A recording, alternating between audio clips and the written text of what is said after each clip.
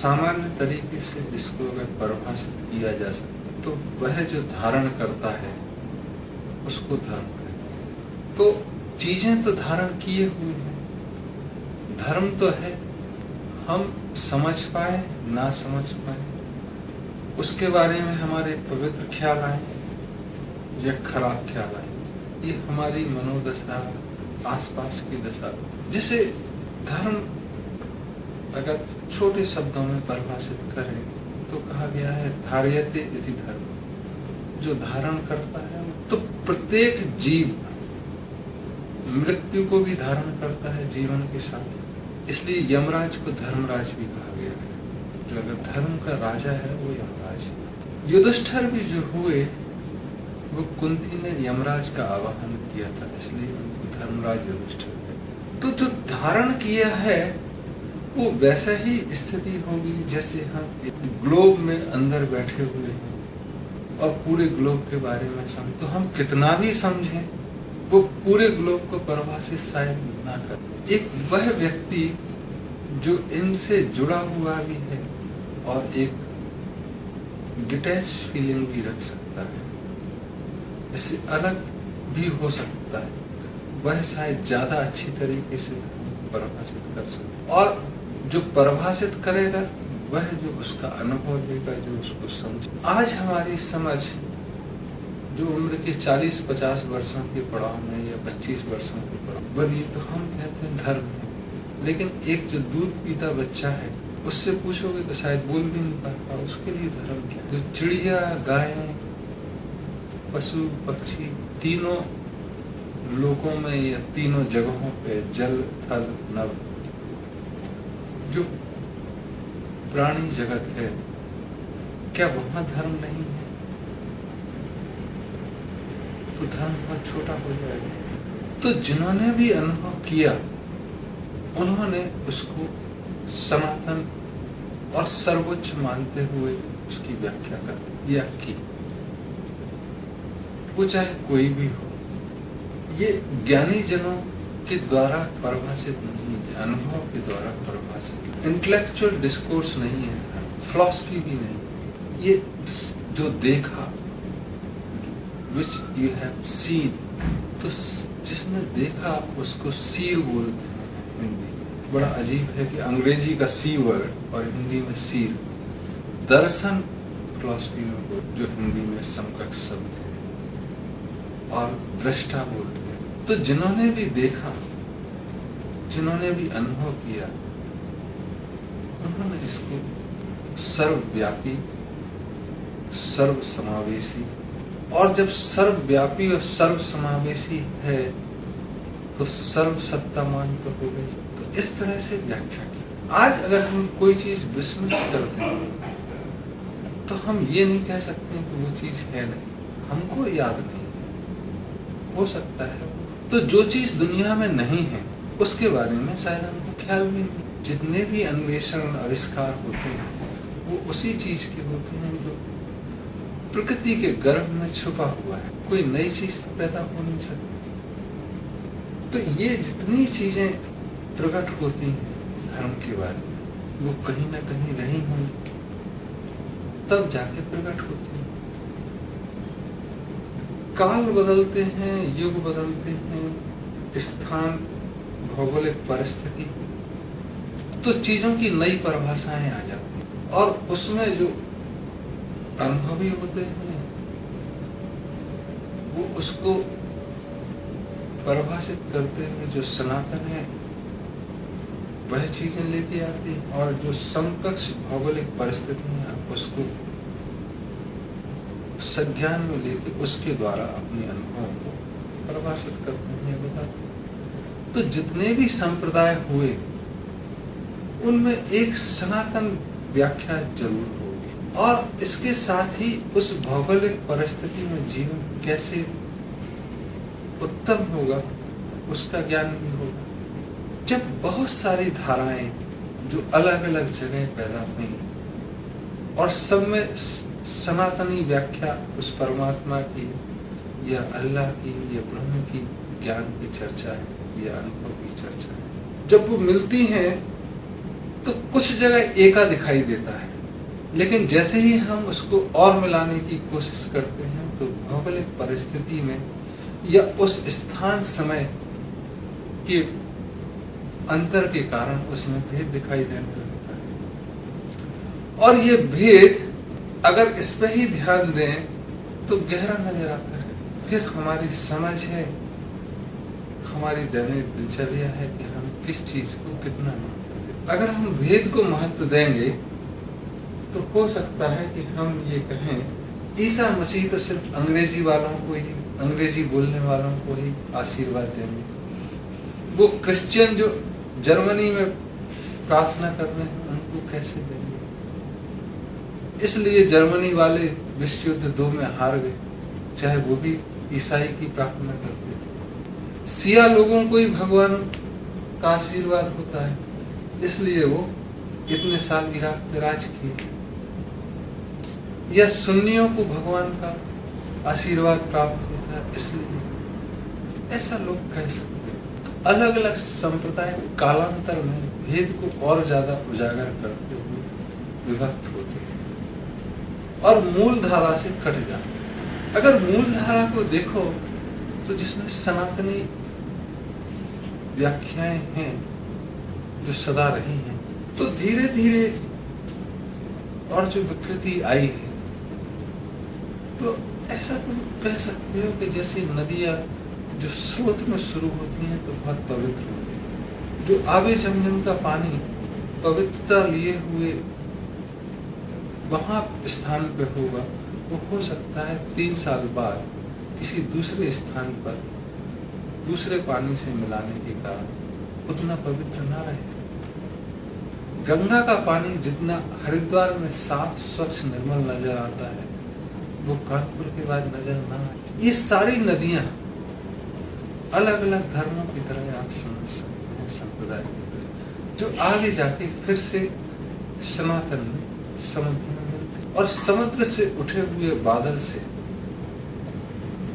सारी नदियां ऊर्जा पाती हैं या जल पाती हैं और प्रवाहित होती हैं। तो जितने भी संप्रदाय या तथाकथित धर्म हैं, वो ऊर्जा तो उस सनातन से ही पाते हैं, उस पेरेनियल से पाते हैं। और कालांतर में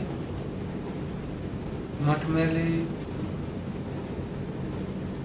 उस तरह से प्रदूषित कह सकते हैं हो जाते हैं, जिससे हमको लगता है कि धर्म ठीक नहीं, ये चीज खराब है।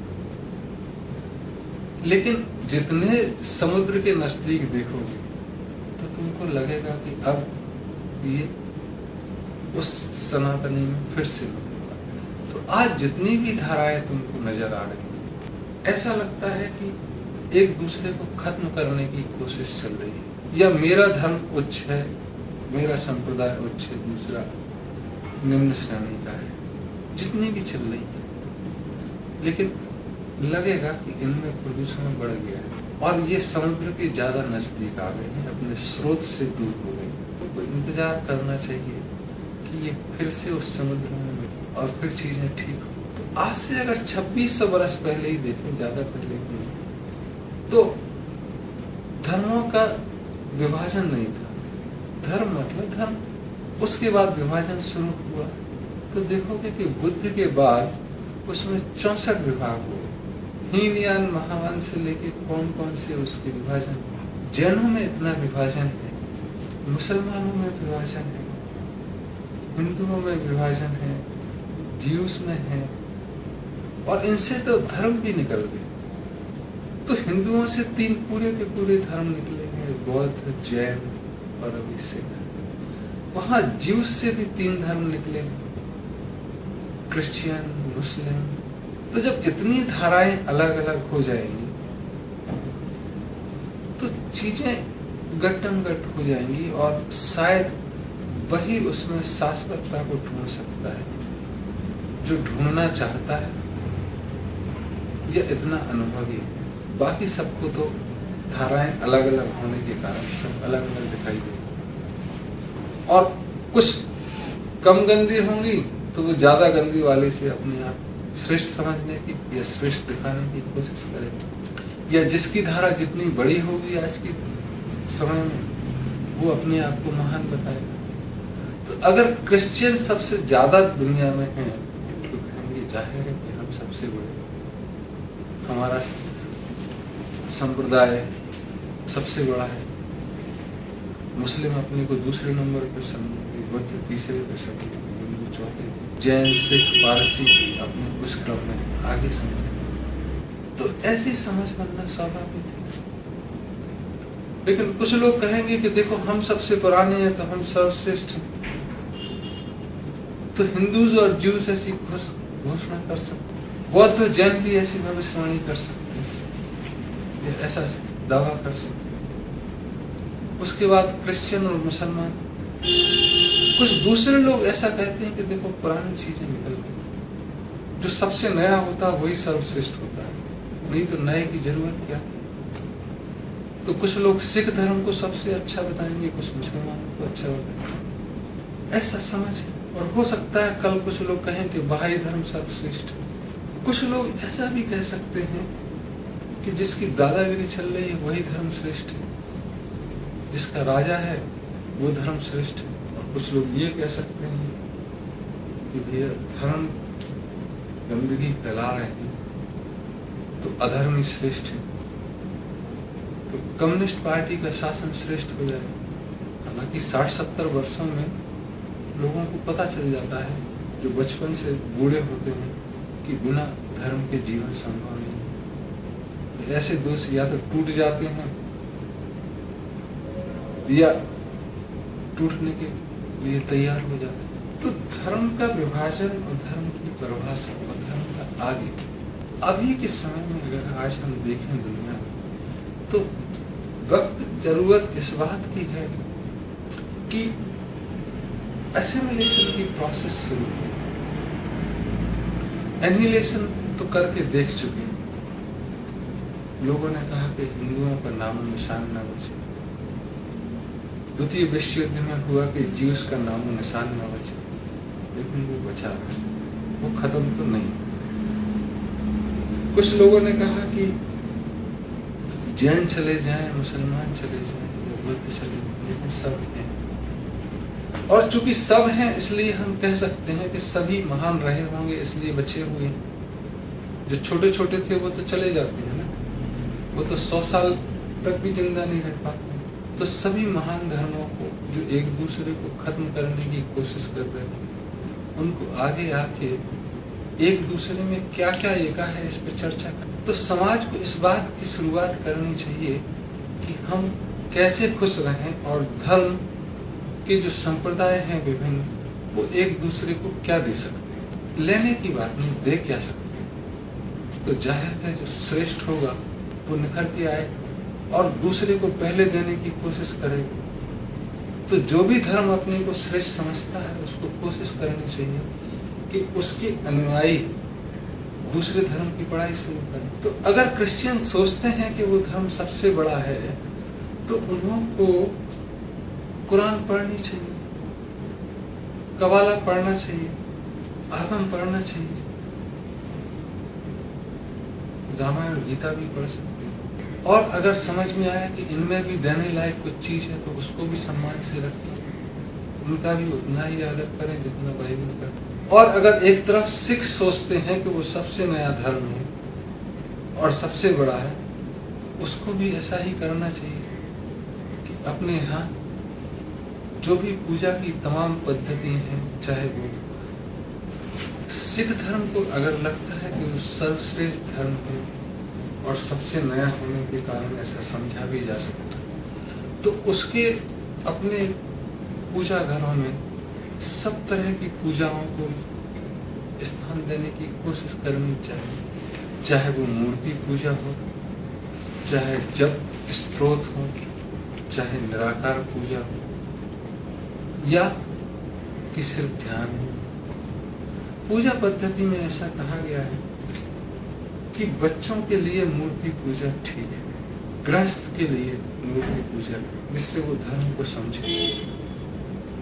उससे जो ऊपर उठ जाए वो पाठ करें, जप करें, स्तोत्र करें, और उससे जो ऊपर उठें वो निराकार की पूजा करें, जहाँ बैठे वहाँ नमाज पढ़ या एकांत में बैठ के उस ब्रह्म को, अल्लाह को याद कर, और उससे ऊपर उसके चैतन्य में, उसके ध्यान में वो ओंकार अपने आप उन्नादित होगा, वाइब्रेट करेगा, ओम की ध्वनि निकलेगी, या वो खुद ऐसा पीर हो जाएगा कि जहाँ लोग अपने आप आएंगे। तो मंदिर जाना शुरू करें, और एक श्रेणी ऐसे आ सकती है कि जहाँ आप खुद मंदिर जैसे थे, जहाँ लोग आएंगे। तो ऐसी कोशिश, जो धर्म अपने को सर्वश्रेष्ठ समझता हो वो करे कि चारों तरह की पूजा पद्धति उसके यहाँ हो, और जब सर्वश्रेष्ठ करेगा तो लोग उसको फॉलो करेंगे। तो जब इतने देवी देवता हैं तो क्या डर लग रहा है कि एक और पूजा पद्धति नई समावेश हो जाएगी? तो ऐसी व्यवस्था धर्म स्थलों पर होनी चाहिए कि वो किसी भी संप्रदाय या किसी भी पूजा पद्धति का वो आके एक स्थान का पवित्रता बनाना अलग बात है, वहां आके वो अपने तरीके से पूजा कर सके। जैसे बहाई टेम्पल में मैं गया तो उन्होंने कहा पूजा करो। अब हमको उनके तरीके से पूजा करना आता नहीं है, इसका मतलब ये नहीं कि मैं धर्म के प्रति आस्था नहीं रख सकता हूँ, या आस्था नहीं रखता हूँ, या सम्मान नहीं है। तो मैं अपने तरह से पूजा करूँ, और ऐसा सम्मान सभी धीरे धीरे करेंगे, इसकी आशा हम कर सकते हैं।